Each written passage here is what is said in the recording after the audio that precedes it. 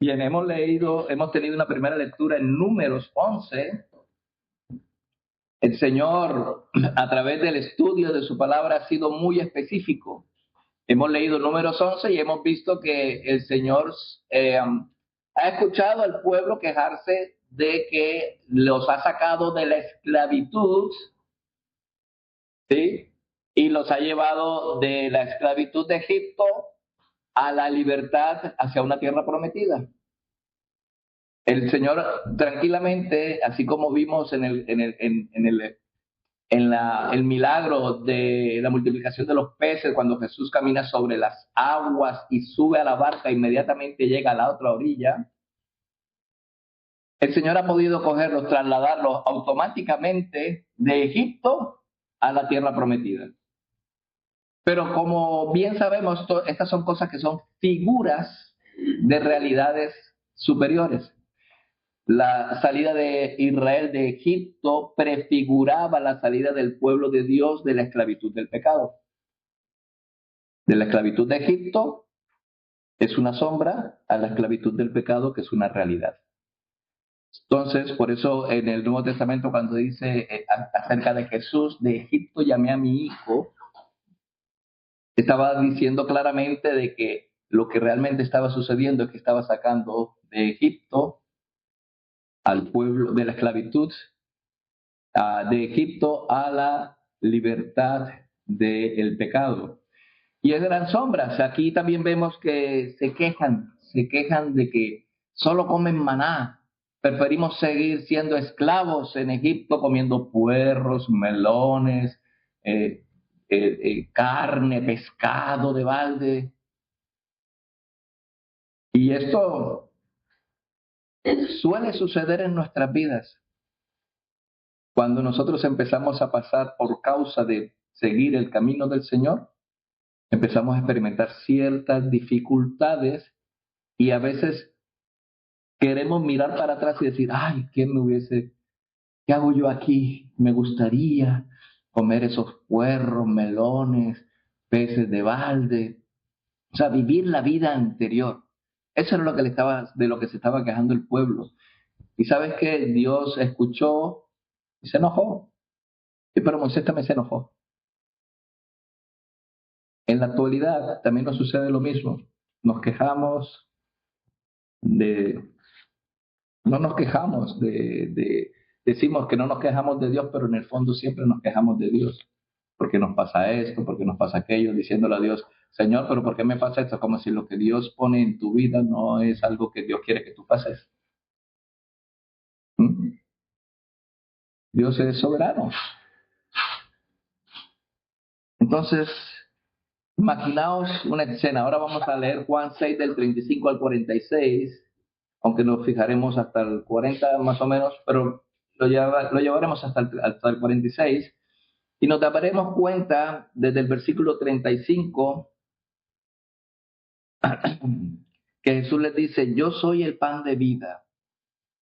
Ellos vienen alegando con Jesús, versículos del 32 en adelante, vienen alegando con Jesús de que Moisés les dio pan del cielo. Jesús le viene y les corrige, dice, no fue Moisés el que les dio el pan del cielo, se lo dio Dios a través de Moisés. No fue Moisés, sino Dios a través de Moisés. Pero Jesús hace un contraste, ellos tratan de hacer un contraste entre Moisés y Jesús, y Jesús le dice, no es Moisés el que da el pan, es Dios el que da el pan, el maná, que es algo que al día siguiente ya no era útil, era un pan diario que no corresponde. Y Jesús dice, el contraste soy yo y el Padre. El Padre envía el verdadero pan, que soy yo, que descendió del cielo, el verdadero pan que no perece. Y el Señor Jesús les dice, porque el pan de Dios, versículo 33, es aquel que descendió del cielo y da vida al mundo. Le dijeron, Señor, danos siempre de este pan. Pero ellos estaban pensando, ellos habían estado el día anterior y habían quedado satisfechos, hartos de pan.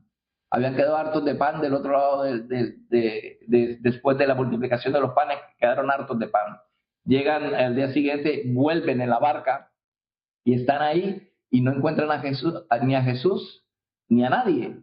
Vuelven otra vez a Cafarnaón, 30 kilómetros, 15 de ida, 15 de vuelta, y le dicen, Señor, ¿dónde estabas? ¿Cómo llegaste aquí? Versículo 32, 31, perdón, 25, perdón. Y hallándole al otro lado del mar le dijeron, Rabí, ¿cuándo llegaste acá? La pregunta era logística. Ellos habían visto que solamente había una barca, se subieron los 12 y Jesús no se subió en la barca. ¿Qué pasó? Entonces ellos estaban pensando de manera logística, ellos pensaban en el pan físico y ellos al día anterior habían quedado satisfechos y llenos hasta la saciedad y dijeron, pues mañana vamos por lo mismo. Y se fueron y resulta que ya no estaba Jesús ahí, se fue a Cafarnaón, van a Cafarnaón, le cuestionan, le dice, bueno, pero es que Moisés nos dio el pan, ¿Qué señal nos das tú? ¿Qué señal nos das tú? Entonces estamos en el contexto de que ellos dudan, a pesar de haber visto el milagro de la multiplicación de los panes para alimentar a 20,000 personas, dudan de que Jesús, del milagro, dudan del milagro. ¿Cómo así? Le están pidiendo más señales. Y Jesús le dice, ¿habéis visto la multiplicación de los panes? ¿Habéis preguntado cómo me trasladé yo de aquí a acá sin que haya barcas? Y todavía estáis preguntando por señales. ¿Y sabéis una cosa? Moisés soportó 40 años un pueblo rebelde y contradictor. Por eso cuando tengáis así, que estéis exasperados porque no tenéis paciencia, acordaos de Moisés, que le tocó soportar a este pueblo 40 años. Señor, dame la paciencia de Moisés. Y pasamos al primero de los 7, yo soy. Acordaos que la palabra yo soy que menciona Jesús, ego eimi, yo soy, es el nombre de Jehová. Entonces, este es el primer ego eimi, el primer yo soy con un predicado. Sujeto, ego eimi, predicado, yo el pan. Yo soy el pan de vida. Yo soy la puerta de las ovejas, yo soy. Son 7 yo sois con predicado. Este es el primero de los 7. El primero de los 7 es yo soy el pan de vida. Ego eimi, yo Jehová, yo Jehová, soy el pan de vida. Y ellos dicen en versículo 35, Jesús les dijo, yo soy el pan de vida, el que a mí viene nunca tendrá hambre y el que en mí cree no tendrá sed jamás. Esto es un lenguaje bíblico, es una figura literaria que se llama paralelismo. Tanto la primera parte como la segunda parte es lo mismo repetido 2 veces de diferente manera. Yo soy el pan de vida, el que a mí viene es igual al que cree en mí. Miradlo. Yo soy el pan de vida. El que a mí viene nunca tendrá hambre. Y vuelve y repite lo mismo con otras palabras. Y el que en mí cree no tendrá sed jamás. Por lo tanto, venir a Jesús es creer en Jesús. Eso es lo que quiere decir lo que nuestro Señor Jesucristo está diciendo. Y voy a poner esto como un ejemplo acerca de el pan de vida. Imaginaos, aquí hay una enseñanza muy importante que es la soberanía de Dios por un lado y la responsabilidad del hombre por el otro lado. Por un lado la soberanía de Dios y por otro lado la responsabilidad del hombre. Y hay una historia que sucedió de la vida real en la Segunda Guerra Mundial. En los últimos días de la Segunda Guerra Mundial, en septiembre de 1944, hay una operación que se llamó Operación Maná. Operación Maná. Los aliados hicieron como un acuerdo con los alemanes para poder proveer pan a los holandeses, a los Países Bajos, porque estaban asediados por todos lados. Habían muerto más de 20,000 personas por hambre y por frío porque era invierno. Y los aliados hablaron con el gobierno alemán y le dijeron, vamos a hacer una pausa, vamos a darle comida a esta gente. Y se pusieron de acuerdo. Empezaron a volar bombarderos de las zonas de los aliados sobre los Países Bajos y empezó a caer, no bombas, comida. Más de 10.000 toneladas de comida empezaron a caer sobre esas ciudades donde había mucha hambre. Y cayeron más o menos 10.000 toneladas de alimentos. La operación se llamó Maná, por los aliados la denominaron Operación Maná, porque realmente estaban literalmente haciendo caer pan del cielo. Ahora, imaginaos lo siguiente. La pregunta es, ¿qué pensaríamos si después de semejante esfuerzo para salvarlos, los aliados lanzando la comida para salvarlos, la gente hubiera rechazado la comida y muerto de hambre? ¿Qué pensaríamos? ¿De quién será la culpa? ¿De quién? De ellos, ¿verdad? Esta es precisamente la disyuntiva. Esta es la situación que está pasando justo aquí, que nos presenta el Evangelio. Hoy nos estamos presentando ante esta disyuntiva, la caída del pan, ¿sí? La hambruna que tiene la humanidad, de algo espiritual, la hambruna espiritual, la inanición del alma y el pan que Dios ha enviado del cielo. La gente está muerta de hambre espiritualmente y Dios envía el pan del cielo y la gente no quiere comer. Dios envía el pan del cielo, el pan a vida eterna, y la gente no quiere comer. Imaginaos esa gente muriéndose en la Segunda Guerra Mundial porque no tenían de comer y caen 10.000 toneladas de alimento después de haber muerto 20.000 personas. Imaginaos esa gente si no hubiese comido lo que los aliados le enviaron para alimentarse. Ahora imaginaos Dios enviando pan del cielo, el verdadero pan del cielo, y la gente aquí no quiere comer ese pan. ¿De quién es la culpa? De ellos. Es culpa de aquella persona que recibe el pan del cielo y no quiere comer el pan de Dios. Es culpa de esa persona. Jesucristo mismo descendió para saciar nuestra hambre más profunda, para darnos vida eterna. Pero sin embargo, muchos lo rechazan y perecen. ¿De quién es la culpa? Jesús se enfrenta en este pasaje a una multitud que lo buscaba por el pan perecedero, el pan provisional. Y él dice, no trabajéis por las cosas por el pan que perece, trabajad por las cosas, el pan que a vida eterna permanece. Yo soy ese pan. Yo soy ese pan. Las palabras que yo digo son espíritu y son vida, no son cosas materiales. No es que Jesús es un pan y vas a coger y vas a agarrar, voy a comerme el pan de la parte del dedo que es la más pequeña. No, es una expresión espiritual. Él es el pan de vida. Es como cuando tú te comes un pan, te lo comes, ¿verdad?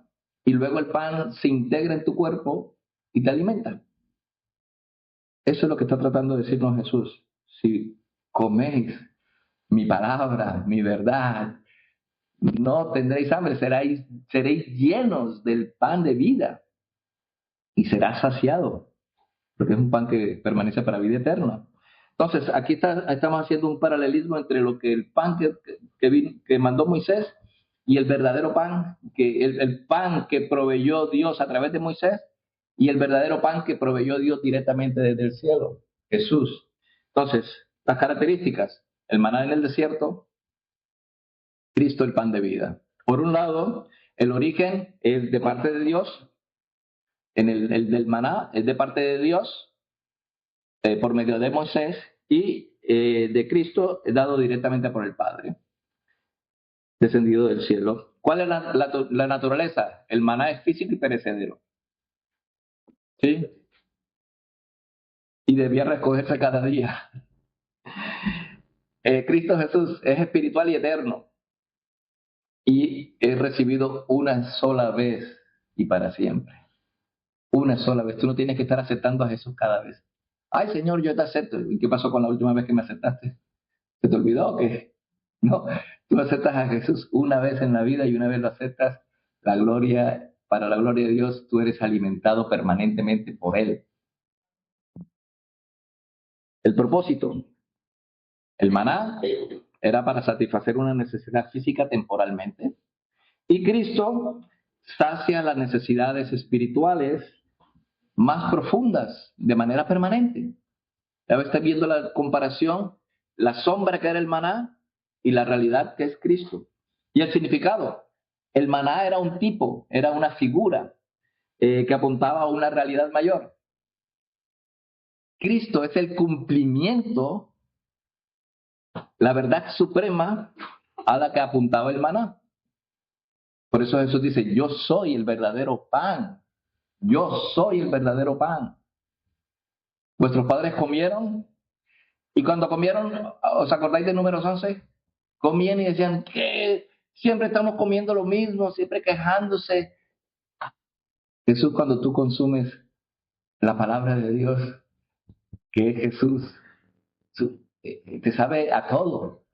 Es suficiente, no necesitas absolutamente más nada, es plenamente suficiente. Por lo tanto, esta comparación nos lleva a la siguiente pregunta. ¿Cómo nos apropiamos de ese pan? ¿Cómo te apropias tú del pan de vida? ¿Mm? Y Jesús nos la muestra en el paralelismo que acabamos de leer, versículo 35. El que a mí viene es sinónimo del que en mí cree. Venir a Jesús no es un acto físico. Venir a Jesús no es un acto físico. Es o sea, no es un acto físico como salir a recoger el maná. Es un acto de fe. Es confiar en Él. Es descansar en Él. Encomendarse a Él. Es reconocer nuestra bancarrota espiritual. Porque estamos en una bancarrota espiritual si no tenemos a Cristo. Y tenemos que depender completamente de su gracia. Venid a mí. Todo el que viene a mí, yo no le echo fuera. Además, la metáfora de comer, ¿sabéis, no? Uno come, la palabra dice masticar, el evangelio, masticar la palabra es masticar y sacar la sustancia de la palabra de Dios y alimentarnos. Eso penetra nuestro ser y nos alimentamos con la palabra de Dios eh, y comemos el pan de vida por fe. Ese es lo que significa alimentarse. Cristo se vuelve uno con nosotros en cuanto a nos alimentamos de su palabra, nos nutre a nosotros, se vuelve inseparable de nosotros. Su vida se convierte en nuestra vida y nos sustenta desde adentro, no desde afuera, sino desde adentro. Cuando dice, el que cree en mí, de su interior, ¿qué? Correrán ríos de agua viva. Es de adentro, porque el Espíritu entra en uno, el Espíritu de Dios entra en uno. Así que al venir a Él, a Jesús en fe, nuestra hambre y sed espirituales son saciadas para siempre. Son saciadas para siempre. Esta es la oferta más gloriosa que se le puede hacer a ser humano cualquiera. Ven a Jesús y tu debilidad espiritual, tu hambre espiritual, tu necesidad más profunda y necesaria será saciada en el pan de vida que Dios envió, que es su Hijo amado. Pero ¿cuál es la respuesta inmediata de la multitud? Aquí fue la incredulidad. Vamos a ir al pasaje del versículo del 36 al 40. Veamos. La respuesta de la multitud fue incredulidad, lo que nos lleva a examinar lo que esconde el decreto soberano de Dios detrás de la salvación. Entonces, aquí llegamos al núcleo doctrinal de este examen, versículo 36. Mas os he dicho que aunque me habéis visto, no creéis. Mas os he dicho que aunque me habéis visto, no creéis. Acabamos de leer el 35. Yo soy el pan de vida. El que a mí viene es equivalente al que en mí cree, no tendrá sed jamás. El que a mí viene nunca tendrá hambre. Acordaos que la palabra pan no es literalmente solo pan. Pan, pescado, carne, pollo, o sea, alimento. No creáis que en el primer siglo la gente solamente comía pan y agua, ¿vale? Comía de todo, pero pan representa la comida, ¿vale? No, porque, bueno, puedo comer pollo, porque aquí dice que solo pan vivirá el hombre, no solo pan vivirá el hombre, no. También pollito y asadito y chicharrón y chorizo y todas esas cosas. No hay problema pero el pan significa el alimento. Entonces vemos aquí en el 35 que Jesús les dice, yo soy el pan de vida, pero está respondiendo a una pregunta que ellos mismos hacen, Señor, danos siempre de ese pan. Y él dice, yo soy el pan de vida, yo soy el pan de vida. Venid a mí, el que a mí viene, yo no le echo fuera. El que a mí viene nunca tendrá hambre y el que en mí cree no tendrá sed jamás. Mas os he dicho que aunque me habéis visto, no creéis. Esto es lo que se denomina un quiasmo. ¿Sí? Aquí se presentan dos verdades literarias, dos verdades brillantes, como lo podemos ver como una torta o un sándwich, ¿no? Aquí por un lado, las dos piezas de pan externas son la responsabilidad humana y el relleno es la soberanía de Dios, ¿sí? Y la obediencia a Cristo. Mira deliberadamente la estructura que Jesús emplea para revelar una sola verdad gloriosa. El pan superior de la estructura, es el versículo 36. Mas os he dicho que aunque me habéis visto, no creéis. Aquí está la responsabilidad humana en su fracaso. Me habéis visto y no creéis. Habéis fracasado. Me estáis viendo y no creéis. Estás fracasando. Ellos vieron la señal máxima, el Hijo de Dios encarnado. Y aún así no creyeron, se negaron a creer porque su interés era material, querían pan físico. El día anterior estaban saciados pez y pan hasta la saciedad, como dice ahí, hasta que les salía por la nariz. Y hoy quieren venir a por lo mismo. Jesús le dice, pero es que he venido y no creéis en mí. Me habéis visto, pero todavía seguís sin creer. Esa es la parte de arriba del pan. Luego Jesús nos lleva al primer relleno, la parte del medio del sándwich o de la torta, la parte del medio, versículo 37. Todo lo que el Padre me da vendrá a mí. Todo lo que el Padre me da vendrá a mí. El éxito de la redención no depende de lo voluble de la respuesta humana, sino del plan soberano de Dios. El Padre le ha dado un pueblo al Hijo. Y es una certeza absoluta de que cada uno de ellos vendrá. El Padre le ha dado un pueblo al Hijo. Todo lo que el Padre me da, que dice el versículo 37, todo lo que el Padre me da, vendrá a mí. ¿Quiénes vendrán a Jesús? Todos los que el Padre le da. Todo lo que el Padre le da vendrá a él. ¿Y qué hace Jesús? Y al que a mí viene, ¿qué dice el versículo 37? Súper. Dios le da un pueblo a Jesús y Jesús recibe ese pueblo. Hay dos voluntades aquí. La voluntad del Padre, que es inquebrantable, y la voluntad del Hijo, que lo recibe, que también lo es. Hay una doble garantía de que todo aquel que el Padre le da al Hijo vendrá a él. Eso es maravilloso. Y esto quita un peso de nuestro corazón. Esto quita un gran peso dentro de nuestro corazón.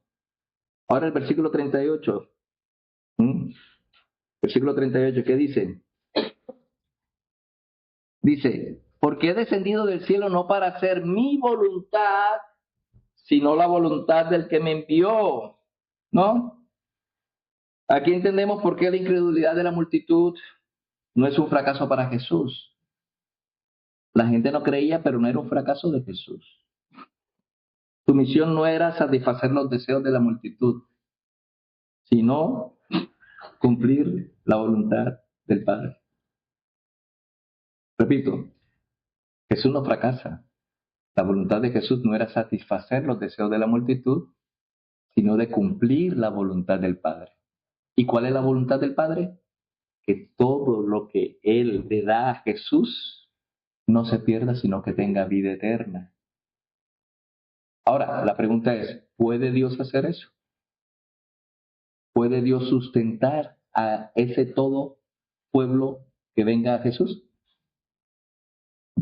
Para mí la respuesta eh, es clara, es claro que puede.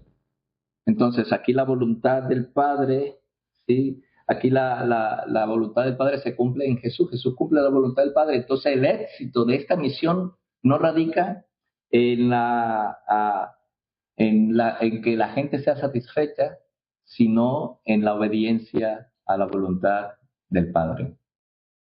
Aquí estamos viendo el versículo 38. Porque he descendido del cielo no para hacer mi voluntad. No he descendido del cielo no para hacer mi voluntad, sino la voluntad del que me envió. Inmediatamente después, el versículo 39, tenemos la otra cara del relleno. La responsabilidad del hombre, la soberanía de Dios y la otra cara del relleno. Versículo 39.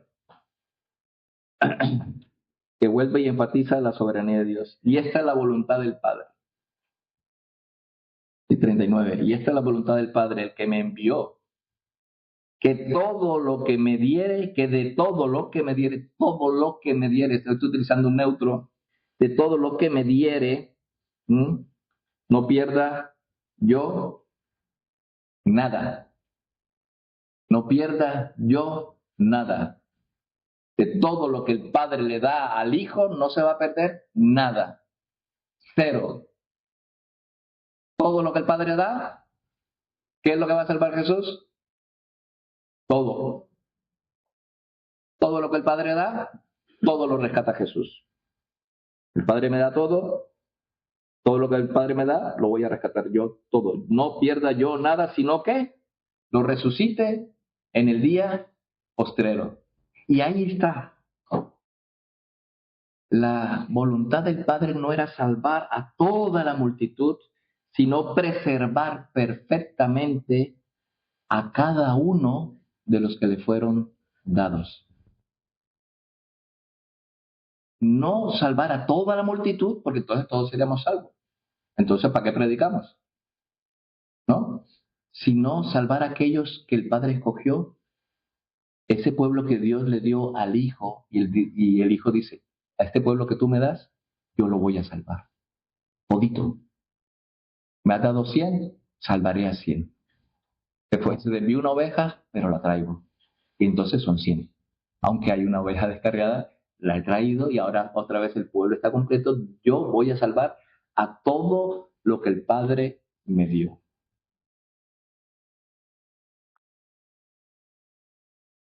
Yo sé que hay hermanos que creen en la salvación universal, pero eso no responde el hecho de que la gente muere sin conocer a Cristo. Por lo tanto, no es tan universal, ¿verdad? Porque si es universal, se lo salvan todos. Y finalmente llegamos al pan inferior, versículo 40, en el cual subraya la responsabilidad humana. Versículo 40 que dice, y esta es la voluntad del que me ha enviado, que todo aquel que vea al Hijo y cree en Él, tenga vida eterna. Todo aquel que vea al Hijo y cree en Él, tenga vida eterna. La invitación del Evangelio es genuina y es universal. Todo aquel, para todo aquel que en Él cree, todo aquel que en Él cree, la invitación es universal, es genuina y se ofrece a todo aquel que cree. Pero Dios exige una respuesta de fe. Ahí es donde está la responsabilidad humana. ¿Ven la armonía? Para Cristo no hay tensión. Dios elige soberanamente, versículos 37 y 39, Dios elige soberanamente, y el hombre es responsable de creer, versículos 36 y 40. Ambas son verdad. Que Dios es soberano y que el hombre es responsable. Son dos verdades y no hay tensión. Son dos verdades que tenemos. No sabemos cómo armonizarlas, puede ser, pero son dos verdades. El hombre es responsable, pero Dios es soberano, ¿no? Esto no es como habíamos puesto el ejemplo de la Segunda Guerra Mundial. Ahí cayó el pan, ahí está el pan. Si no lo comes es problema tuyo. ¿O no? Dios envía el pan del cielo y solamente lo comerán aquellos que tienen realmente hambre. Aquellos que realmente tienen hambre y sed de justicia, aquellos que también tienen hambre espiritual, van a comer ese pan. Aquel que el Señor le dio al Hijo va a venir a Él. Dice así, ¿no? Ninguno puede venir a mí si el Padre que me envió no le trajere. Eso es versículo 44. Ninguno puede venir a mí si el Padre que me envió a mí no trajere a esa persona. Y dice, y yo, Jesús, a esa persona que trae el Padre a mí, lo resucitaré en el día postrero. Jesús resucitará a todo aquel que el Padre le entregó. No se va a perder ni uno solo. Mis ovejas oyen mi voz. Mis ovejas oyen mi voz. Yo las llamo y ellas me escuchan. Entonces, aquí hay una armonía, soberanía de Dios y responsabilidad del hombre. No es una fuerza coercitiva que Dios te obliga a creer en él. Es una fuerza atractiva más bien. Escrito está en los profetas, dice el versículo 45. Y escrito está en los profetas, y serán todos enseñados por Dios. ¿No? Versículo 45. Escrito está en los profetas, y serán todos enseñados por Dios, así que todo aquel que oyó al Padre y aprendió de él, viene a mí. Versículo 45. Todo serán enseñados por Dios. Así que todo aquel que oyó al Padre y aprendió de él, viene a mí.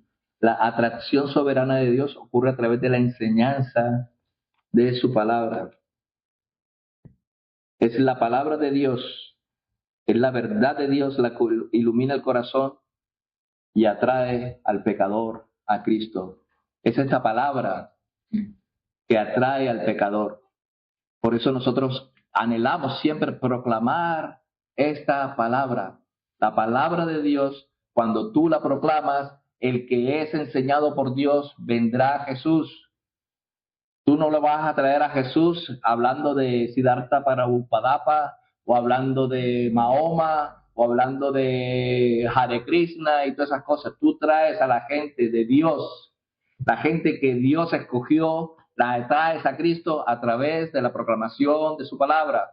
No hay otro medio, solamente Cristo puede salvarnos y Cristo puede ser escuchado a través de la proclamación de su palabra. Aquí hay una seguridad inquebrantable. Estas son dos verdades teológicas, la responsabilidad del hombre y la soberanía de Dios. Son fundamentos de consuelo y seguridad para la vida del creyente. O sea, es algo que si nuestra salvación dependiera de nosotros mismos, de nuestra capacidad para aferrarnos a Dios, si nuestra salvación dependiera de nuestra propia capacidad para aferrarnos a Dios, viviríamos en un estado de ansiedad constante. Ay, he caído. Ay, Señor, siempre como si dependiera de nosotros la salvación. La salvación depende de Dios, de nosotros está como dice, ser humilde de espíritu, reconocer que por nosotros mismos no podemos, que necesitamos constantemente del Señor para agarrarnos de Él. Más bien que Él nos agarre a nosotros, porque nosotros podemos soltarnos. No depende de nuestra capacidad de aferrarnos a Dios. Viviríamos en un estado constante de ansiedad. Pero nuestro pasaje nos muestra que nuestra seguridad no descansa en nosotros. No está en nuestras manos, sino en las suyas. La salvación que Cristo provee es completa, es una salvación plena, ¿sí? Y abarca nuestro pasado, presente y futuro. Y Jesús nos da 3 promesas que lo garantizan. La primera promesa, aceptación garantizada. La primera promesa que Jesús da aquí en este pasaje es la aceptación garantizada. Y al que a mí viene, no le echo fuera. Versículo 37. En el momento en que venimos a Cristo en fe, somos justificados. ¿No? Nuestros pecados son perdonados y somos recibidos para siempre. Esta promesa sella nuestro pasado, salvándonos de la penalidad del pecado. Esa es la primera promesa, aceptación garantizada. Segundo, preservación absoluta o santificación. Esto lo encontramos en el versículo 39. Que de todo lo que me diere no pierda yo nada. Eso se llama preservar. Eso es la santificación. Todo lo que me diere no pierda yo nada. Lo primero es aceptación garantizada o justificación. Dios nos justifica. Si la segunda es preservación absoluta o santificación. Dios nos santifica. De todo lo que me diere no pierda yo nada. Esta es la promesa para nuestro presente. Esta promesa es para nuestro presente. Sí, aquella era para nuestro pasado. Nuestros pecados han sido todos perdonados y no, Dios no se acordará más de ellos. Dios no va a recordarnos nuestros pecados pasados. Han sido perdonados y están olvidados. Dios los ha olvidado y y somos recibidos para siempre en el cuerpo de Cristo. Segundo, la santificación, o sea, la preservación, que de todo lo que me diere no pierda yo nada. Esta es la promesa para nuestro presente.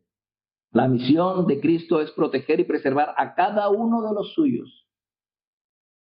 Cristo preserva y conserva a cada uno de los suyos. No estamos siendo salvados de la penalidad. Estamos siendo salvados del poder del pecado. Pasaremos penas. Ay, hermanos, aquí ¿quién no ha pasado pena? ¿Quién no ha pasado por penalidades? Todos pasamos por penalidades, pero somos libres del poder del pecado. La permanencia nuestra en Cristo no depende de nuestra fuerza, sino del poder de Cristo para sostenernos. Y Cristo es poderoso. Cristo es poderoso. Y tercero, la glorificación futura. Porque claro, si el Señor nos justifica, nos santifica, pues nos va a glorificar, ¿no? Es la glorificación, nuestra glorificación futura. ¿Qué dice el versículo 39 y 40? Dice así: y esta es la voluntad del Padre que me envió, que de todo lo que me diere no pierda yo nada, sino que lo resucite en el día postrero. O sea, va a haber glorificación para todo aquel que fue escogido por Dios y fue entregado a Jesucristo. Y el versículo 40 dice así: y esta es la voluntad del que me ha enviado. Y esta es la voluntad del Padre, por un lado, que me envió, que no pierda yo nada y lo resucite en el día postrero. Y esta es la voluntad del que me ha enviado, que todo aquel que vea al Hijo y cree en Él tenga vida eterna, y yo le resucitaré. No dice, hay una alta probabilidad de que de pronto no te resucite. No, te resucitaré. Has creído en mí, has puesto tu fe, tu bajeza espiritual, has puesto tu confianza, tus problemas a mí, has creído en mí, que soy el pan de vida, has comido mi palabra, te has nutrido de mí, yo te resucitaré en el día postrero.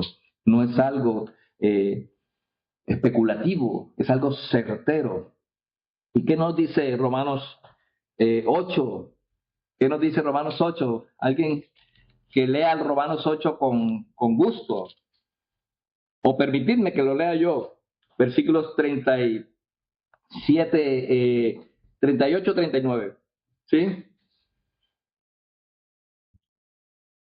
Mira, hagamos una cosa.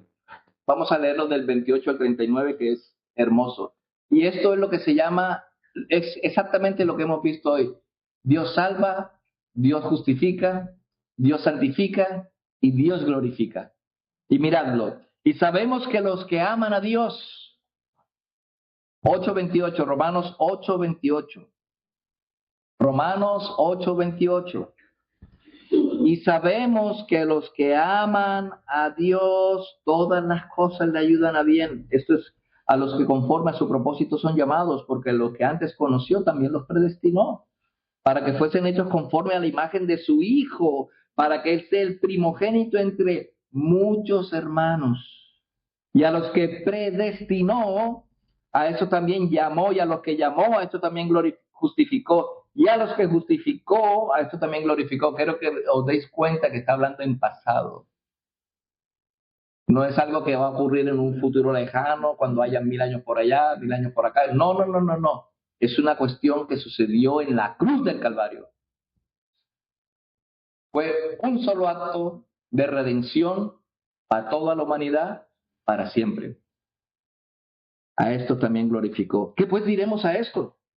Si Dios es por nosotros, ¿quién contra nosotros? El que no escatimó ni a su propio Hijo, sino que lo entregó por todos nosotros. ¿Cómo no nos dará también con Él todas las cosas? ¿Quién acusará a los escogidos de Dios? Dios es el que justifica. ¿Quién es el que condenará? Cristo es el que murió, más aún el que también resucitó, el que además está a la diestra de Dios, el que también intercede por nosotros. ¿Quién nos separará del amor de Dios, de Cristo? ¿Y quién nos separará del amor de Cristo? Tribulación, o angustia, o persecución, o hambre, o desnudez, o peligro, o espada. Como está escrito, por causa de ti somos muertos todo el tiempo, somos contados como ovejas de matadero. Antes, en todas estas cosas somos más que vencedores por medio de aquel que nos amó. Por lo cual estoy seguro que ni la muerte, ni la vida, ni ángeles, ni principados, ni potestades, ni lo presente, ni lo porvenir, ni lo alto, ni lo profundo, ni ninguna otra cosa creada nos podrá separar del amor de Dios que es en Cristo Jesús, Señor nuestro. No hay nada que Dios le haya dado a Jesús que se vaya a perder. Todo lo que el Padre le ha dado a Jesús, Jesús lo va a recibir, y el que Jesús recibe no le echa fuera. Hay una garantía de que si tú llegas a Jesús en nombre del Padre, Él te va a recibir. Y no solamente te va a recibir, te va a justificar. Y no solamente te va a justificar, te va a santificar. Ese proceso que estamos todos los días peleando, Señor, que estoy pecando. Señor, me someto a ti. Te va a santificar hasta el último día. Y esa es la promesa de la santificación, es la glorificación. Vas a llegar a la gloria. Vas a ser glorificado por el Padre porque has aguantado, has sufrido, has luchado contra el pecado en tu carne, has permanecido y has prevalecido. Y te preguntarás a veces, pero hermano, hay gente que llegó a la iglesia y ya no está y se volvió y murió sin conocer a Cristo. ¿Qué pasa con esta gente? Estaban entre nosotros, pero no eran de nosotros. Porque si hubiesen estado entre nosotros, hubiesen permanecido. ¿Por qué? Porque el Padre le dio un pueblo al Hijo, el Hijo coge ese pueblo y lo resucita.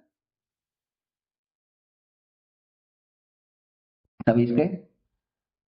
Me gozo en que la salvación no depende de mí. La hubiese perdido al día siguiente o el mismo día que la recibí. Me gozo en que Dios me agarró, me trajo al Hijo y yo caí a sus pies y el Hijo me recibió y me va a llevar a la gloria eterna.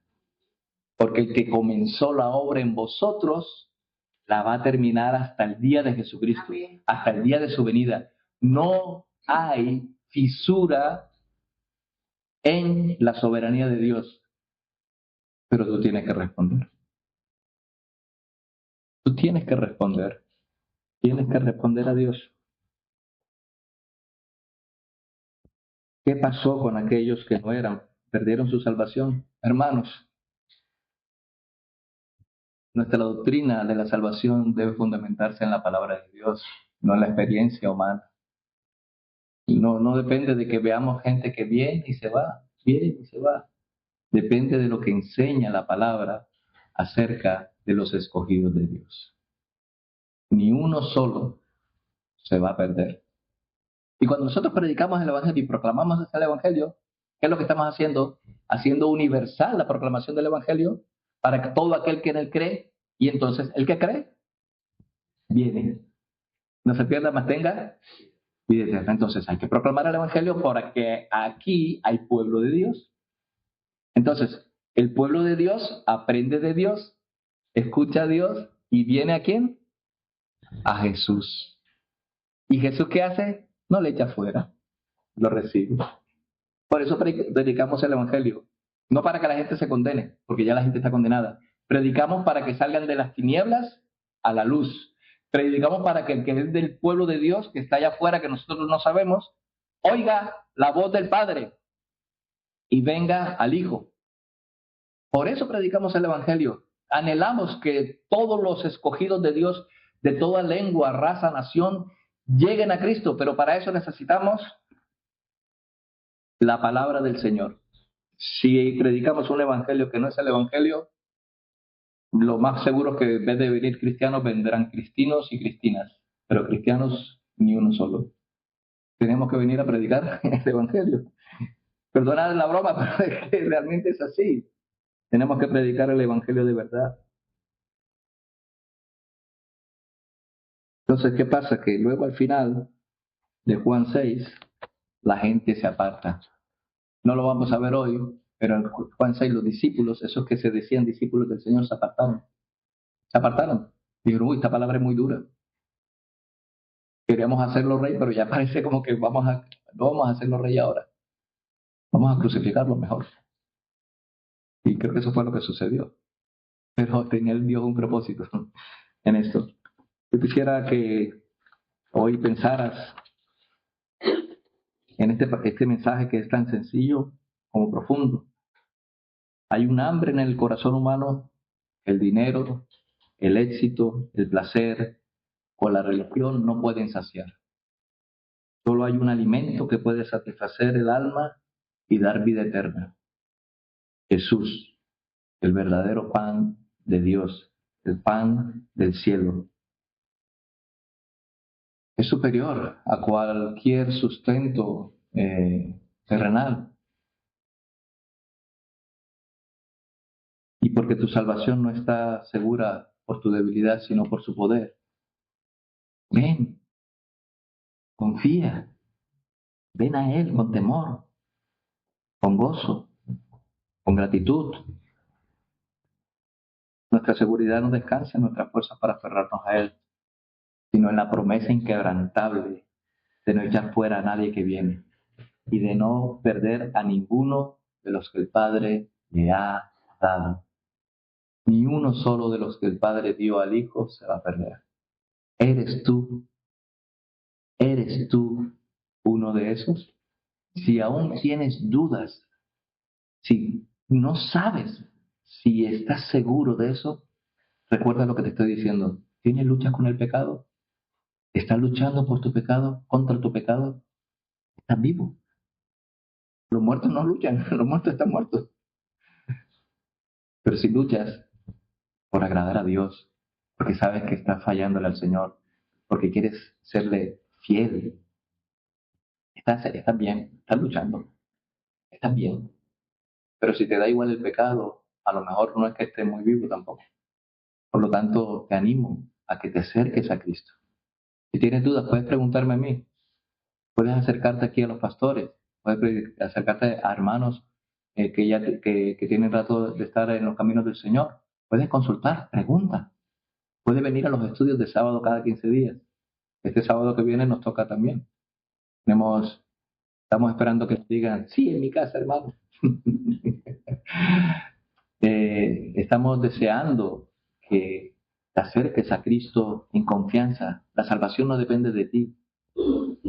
La salvación depende de Dios y que tú te acerques a Él humildemente y decirle, Señor, he pecado contra el cielo y contra ti. No soy digno de ti.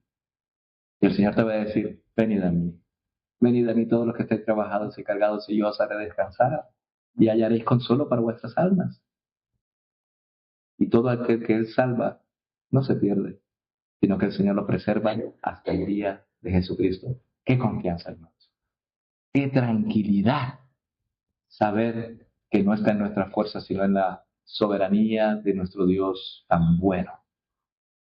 Perseveraremos hasta el fin, no porque somos buenos, sino porque el Señor es bueno y nos preserva.